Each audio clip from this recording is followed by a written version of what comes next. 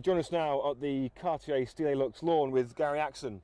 Now, this is a very important man. Gary's one of the gentlemen responsible for getting all these astonishing cars here. Now, Gary, I'll be honest, I know something about most of the cars here. This Mazda I know nothing about. Please enlighten us. It's a pretty exceptional Mazda. It's a one-off. So basically, it was a concept car for the 1970 Tokyo Motor Show.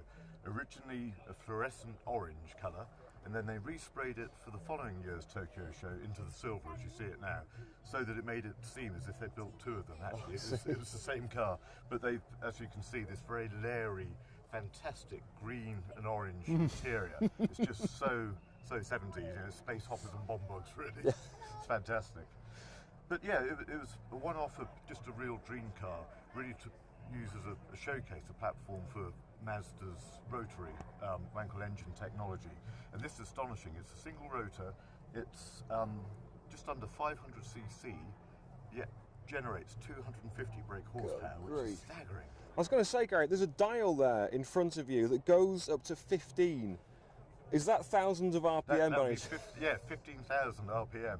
And I briefly owned a rotary Mazda myself years ago, an early RX7, and yeah, they just rev. They're so smooth, so linear. So yeah, that I guess could go all the way to 15,000. Oh grief! Do you know what it weighs? It can't weigh very much. No, it's very lightweight. I think the doors actually that we're sat under at the moment are probably the heaviest component of the car.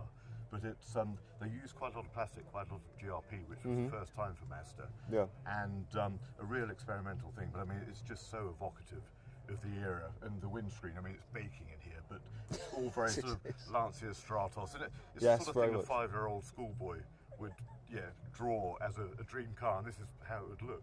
We're looking around us, as well as the 5-year-old schoolboys, there are people of all genders and ages fascinated by it, as I am. It's an incredible thing. Bit of a tight fit, wouldn't you say? Yes. I guess in Japan, particularly in the early 70s, probably a tad smaller than we are, but it's but yes, not quite family transport. But it's great as well. Just looking in the rear view mirror here, you can see. Well, in fact, you can't see much of the engine; it's so small. But you can see the huge spare wheel, and the back of this is fantastic. It's got this great system with the rear lights. So it's got the red brake lights, as any car has, but then also it's got a mysterious amber lights and green. Green is for when you're accelerating, so the car behind you can see you're about to shoot off, into the middle distance.